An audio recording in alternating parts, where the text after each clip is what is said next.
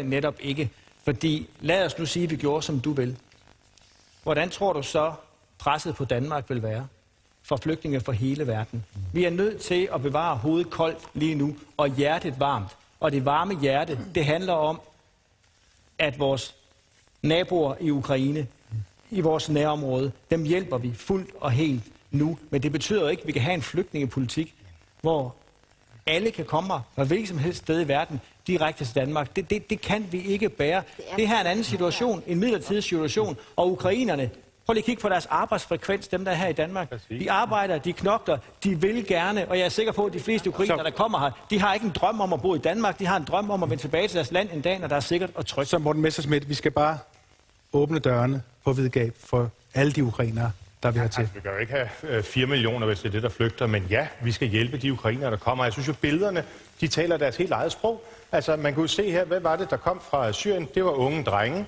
Hvad sker der i Ukraine? De unge drenge, de bliver hjemme og kæmper, og kvinder og børn kommer til Danmark. Så hvis det var unge drenge, der kom fra Ukraine? Det er ikke det, der er pointen. Ja. Pointen er, at det her er et helt andet folkefærd.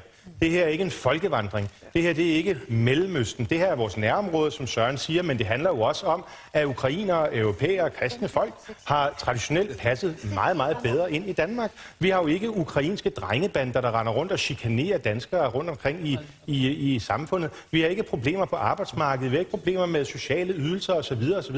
Det er da det handler om. At når man tager store grupper ind i samfundet, så dem, der tilpasser sig bedst, det er selvfølgelig dem, der kommer fra en kulturel baggrund, der minder om vores, og det gør Ukraine. Og så lukker vi lige for jeres mikrofoner for en kort bemærkning. Jeg ved godt, der er mange, der markerer, men Ejgil Vittrup, du markerede rent faktisk også. Nu har du stået og lyttet lidt med. Ja. Får du fået noget ud af det? Jeg stod lige og kiggede lidt på de billeder, der var af de syriske flygtninge, der gik op ad motorvejen. Hvor mange kvinder og børn så I det billede der? Ingen. Præcis. Så det synes du er en af de store forskelle? Ja, vi sender vores unge mænd ned og slår sig i Syrien, og deres unge mænd kommer herop. Det er kvinder og børn, vi henter i Ukraine, ikke dem, der skal kæmpe for deres land. Jeg kunne godt lige tænke mig at spørge dig, Ejgil.